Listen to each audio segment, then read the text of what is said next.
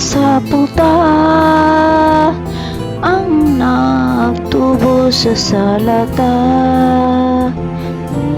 Anhi sa ikaduha nga sa matarong ra naa sa poltahan ang Ginoong manluluwas ta sa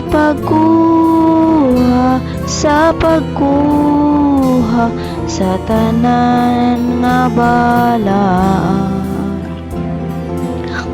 Mga tima ang tanan sa madali na nga tuman aron sa dili madugay kita mo pahulay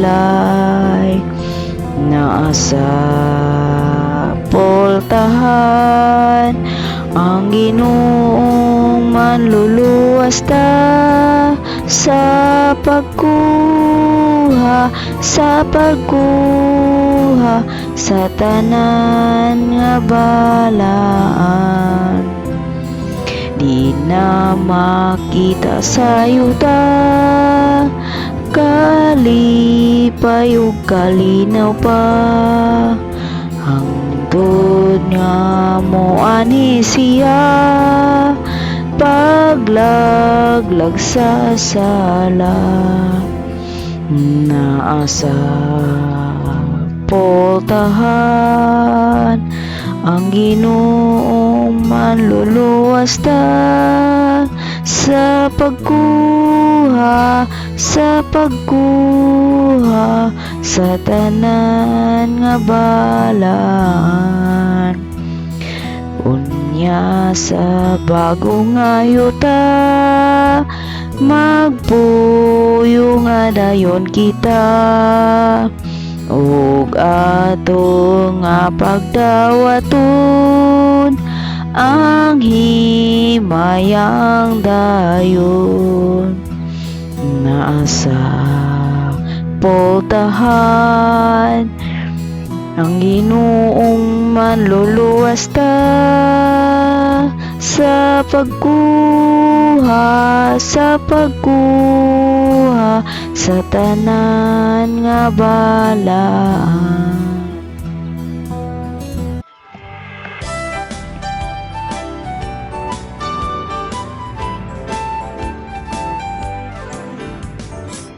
Ang nagsaad ang Ginoo nga mobalik siya mosidlag sa silangan o kasadpan tigo mo niya tanang mga matarong pagbanawon ang tuwas sa lubong ug ang buhi sa itaas sa pagtagbo sa Ginoo pagkatahom bistig puti nga magpuyo sa himaya ang pinili iyang dadun dito sa iyang puluyan siya ang suga sa nga tanan dito sa iyang gingharian.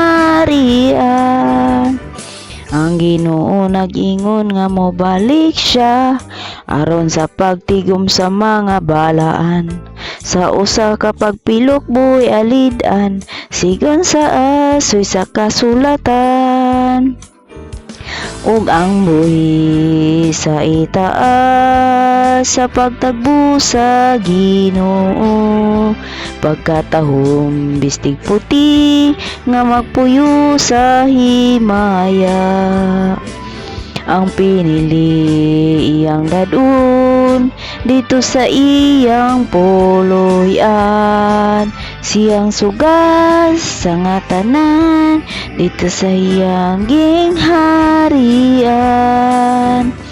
matuod mga tagna atong nakita ug wala na lain na yang paanion samang Isak mitagbo kang Rebecca ingon ini ang kahintangtang ug ang buhi sa itaas sa pagtagbo sa Ginoo pagkatahom bistig puti nga magpuyo sa himaya. Ang pinili iyang dadon dito sa iyang puloy-an. Siya ang suga sa nga tanan dito sa iyang gingharian.